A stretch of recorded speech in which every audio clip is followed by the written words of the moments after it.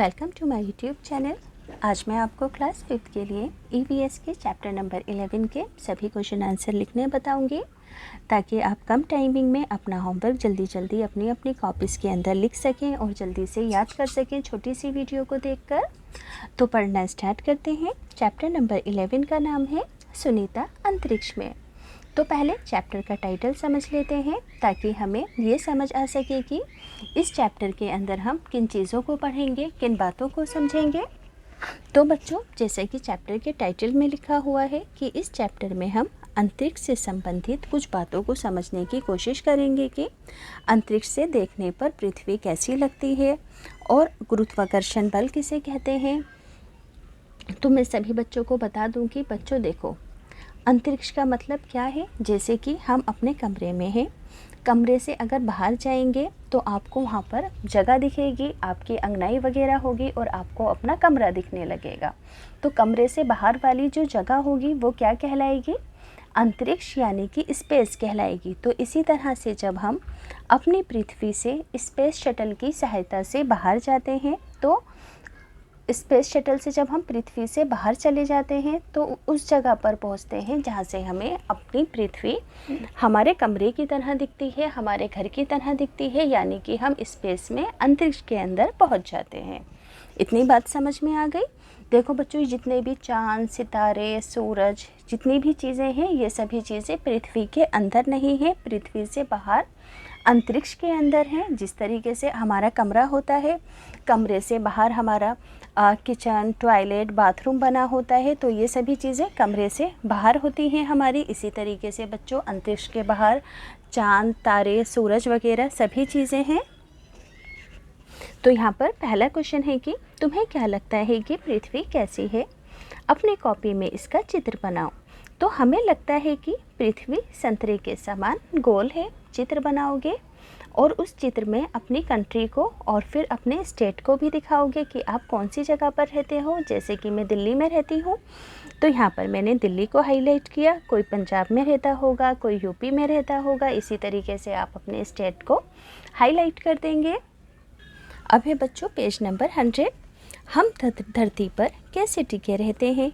अगर पृथ्वी ग्लोब की तरह है तो हम गिरते क्यों नहीं हैं? तो सभी बच्चों ने ग्लोब देखा होगा और ग्लोब पर सभी कंट्रीज़ के नक्शे बने होते हैं। तो यहाँ पर कहा गया है कि ग्लोब के अंदर जिस तरीके से नक्शों को दिखाया गया है, उसके अकॉर्डिंग तो हमें नीचे फिसल कर गिर जाना चाहिए। तो हम नीचे क्यों नहीं फिसलते हैं? तो सभी बच्चे हमेशा ध्यान रखेंगे कि पृथ्वी के अंदर गुरुत्वाकर्षण बल की शक्ति होती है, जो सभी चीज़ों को अपनी तरफ खींचती है। इसलिए पृथ्वी पर सभी चीज़ें अपनी जगह पर टिकी रहती हैं, यानी कि पृथ्वी से बाहर जाकर स्पेस के अंदर नहीं गिरती हैं। तो आंसर लिखोगे कि धरती में गुरुत्वाकर्षण शक्ति होती है, जिसके कारण धरती सभी चीज़ों को अपनी ओर खींचती है। इसी कारण हम गिर नहीं पाते।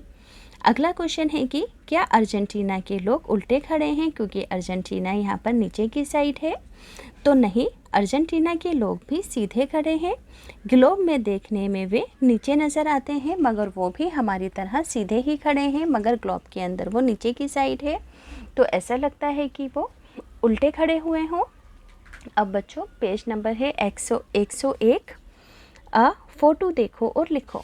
तो आपको देखो यहाँ पर बच्चों सारी ही फ़ोटो दी गई हैं और फ़ोटो में डेट भी मेंशन की गई है कि किस तरीके से स्पेस शटल अंतरिक्ष में जा रहा है, कैसे यहाँ पर अंतरिक्ष यात्री स्पेस शटल के अंदर उड़ते हुए दिख रहे हैं, खाना खाते हुए दिख रहे हैं और किस तरीके से काम कर रहे हैं। तो इन सभी क्वेश्चन का आंसर आपको यहाँ पर लिखना है कि अंतरिक्ष में सुनीता के बाल खड़े क्यों रहते होंगे, बाल नीचे क्यों नहीं बैठते। तो जब हम अंतरिक्ष में जाते हैं तो गुरुत्वाकर्षण बल शून्य हो जाता है, इसलिए सुनीता के बाल ऊपर की साइड खड़े रहते हैं, बैठते नहीं हैं। मगर जब हम पृथ्वी में होते हैं तो गुरुत्वाकर्षण बल होता है, तो हमारे बाल नीचे की साइड ही रहते हैं, मगर अंतरिक्ष में बाल हमारे ऊपर की साइड इस तरह से ऐसे खड़े रहते हैं। अब बच्चों पांचों फ़ोटो देखकर आपको लिखना है कि चित्र नंबर 1 की डेट डालोगे और इसमें फ़ोटो में क्या दिखाया गया है कि अंतरिक्ष यान उड़ान भर रहा है। दूसरे चित्र की डेट लिखोगे। अंतरिक्ष यान में देखो यहाँ पर सुनीता के इन चित्रों को देखकर आपको पूरे ही चित्रों की डिटेल देखनी है। देनी है चित्र नंबर 2 में अंतरिक्ष यान में अंतरिक्ष यात्री तैरते हुए, चित्र 3 में अंतरिक्ष यात्री खाना खाते हुए, चित्र 4 में सुनीता काम करते हुए, चित्र 5 में सुनीता अंतरिक्ष यान के बाहर। तो बच्चों ये पांचों ही डेटें हर फोटो के नीचे लिखी हुई हैं, वहाँ से देखकर आप अपनी बुक में से लिख सकते हो, वरना स्क्रीनशॉट लेकर hand to hand question answer अपनी कॉपीज़ में लिख दो। अब है बच्चों पेज नंबर 103। आंखें बंद करो और सोचो कि तुम्हारी क्लास एक अंतरिक्ष यान बन गई है। तो जब आप अंतरिक्ष यान में बैठे होंगे आपको कैसा कैसा फील होगा, इस कंडीशन के अकॉर्डिंग आपको यहाँ पर इन क्वेश्चन के आंसर देने हैं। पहला क्वेश्चन है कि क्या आप एक जगह बैठ पा रहे हो? तो अंतरिक्ष में कोई भी एक जगह नहीं बैठ पाता है, तो नहीं हम क्लास में नहीं बैठ पा रहे हैं। बालों का क्या हाल है? तो बाल भी ऊपर की साइड उड़ रहे हैं। अरे भाई, बस्ता और किताबें कहाँ घूम रही हैं? तो बस्ता और किताबें भी हवा में तैर रही हैं। और टीचर जी क्या कर रही हैं? तो टीचर जी भी तैर रही हैं और चौक पकड़ने की कोशिश कर रही हैं। आधी छुट्टी में खाना कैसे खा पाए? पानी कैसे पिया? तो तैरते तैरते पूरी खाई और पानी के बुलबुले पिए। बॉल उछाली तो वो भी तैरने लगी, नीचे गिरकर वापस नहीं आई, क्योंकि अंतरिक्ष में बच्चों हर चीज़ ऊपर की साइड तैरती है, जबकि पृथ्वी में हर चीज़ नीचे की साइड आकर गिरती है। अब है कि क्या अब बता सकते हो कि अंतरिक्ष में सुनीता के बाल क्यों खड़े थे? तो अंतरिक्ष में सुनीता के बाल गुरुत्वाकर्षण बल के होने के कारण खड़े थे। सोचो किसी भी ढलान से पानी हमेशा नीचे की साइड क्यों गिरता है, ऊपर वापस क्यों नहीं चढ़ता है? तो बच्चों पानी भी नीचे गुरुत्वाकर्षण बल की शक्ति के कारण आकर गिरता है। तो पानी भी पृथ्वी के गुरुत्वाकर्षण बल के कारण ऊपर से नीचे की ओर बहता है तथा ऊपर नहीं चढ़ता है। तो बच्चों हैंड टू हैंड स्क्रीनशॉट लेके क्वेश्चन आंसर लिखते जाओ। अब बच्चों यहाँ पर तो प्रैक्टिकल है। पहले प्रैक्टिकल में कहा गया है कि एक सिक्का लो और सिक्के के चौथे हिस्से के बराबर एक कागज़ लो। अब क्या करना है आपको? एक हाथ में सिक्का और दूसरे हाथ में नन्हा कागज़ पकड़ कर देखो और दोनों को एक साथ गिराओ। तो क्या हुआ? तो सिक्का पहले गिरेगा क्योंकि सिक्का भारी है और कागज़ हल्का, और कागज़ थोड़ी देर बाद गिरेगा। अब नन्हे कागज़ के सिक्के के अब कागज़ को सिक्के के ऊपर रखकर नीचे गिराओ तो क्या होगा? तो इस बार सिक्का और कागज़ दोनों साथ गिरेंगे। अब देखो यहाँ पर दूसरा प्रैक्टिकल है कि आपको एक पाइप लेना है, नीचे की साइड एक थोड़ा बड़ा पत्थर और ऊपर की साइड एक छोटा सा पत्थर लगाना है धागे के अंदर, इस तरीके से जैसे यहाँ पर दिखाया गया है। नीचे वाले हिस्से के ऊपर हाथी का चित्र चिपकाओगे और ऊपर वाले हिस्से पर चूहे का चित्र चिपकाओगे। अब आप क्या करोगे कि पाइप को हाथ में पकड़कर जो ऊपर का छोटा वाला पत्थर है उसे ऐसे गोल गोल घुमाओगे। तो जब आप छोटे पत्थर को गोल गोल घुमाओगे तो बड़ा वाला पत्थर अपने आप ऊपर खींचने लगेगा, यानी कि चूहे ने हाथी को अपनी तरफ खींच लिया। ऐसा इसके अंदर दिखाया गया है। तो खींच रहा है ना चूहा हाथी को। खेल में चूहे ने ऐसा कमाल कैसे किया? तो जब छोटे पत्थर को घुमाते हैं तो उससे बल यानी कि एनर्जी पैदा होती है, उत्पन्न होती है, जो कि बड़े पत्थर को अपनी ओर खींचती है। तो इस तरीके से चूहे ने हाथी को अपनी ओर खींच लिया।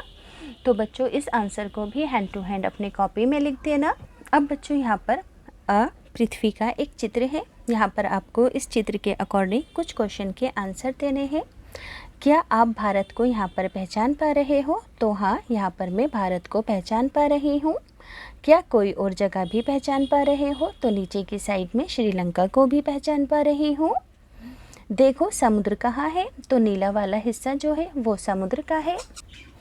आगे है ग्लोब में और इस फोटो के अंदर क्या डिफरेंस है, क्वेश्चन नंबर 4 में पूछा गया है। तो ग्लोब और फोटो में ये समानता है कि ज़मीन तथा समुद्र अलग अलग तौर पर साफ दिखाई दे रहे हैं, तथा इस फ़ोटो में अंतर क्या है? अंतर ये है कि इस फ़ोटो में देशों और जगहों को पहचान पाना मुश्किल है।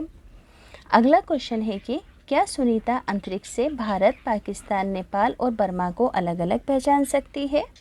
तो मुझे लगता है कि सुनीता अंतरिक्ष से इन देशों को अलग अलग नहीं पहचान सकती है, क्योंकि बहुत ज़्यादा दूरी होती है पृथ्वी और अंतरिक्ष की, तो सभी देश अलग अलग नहीं देखे जा सकते हैं।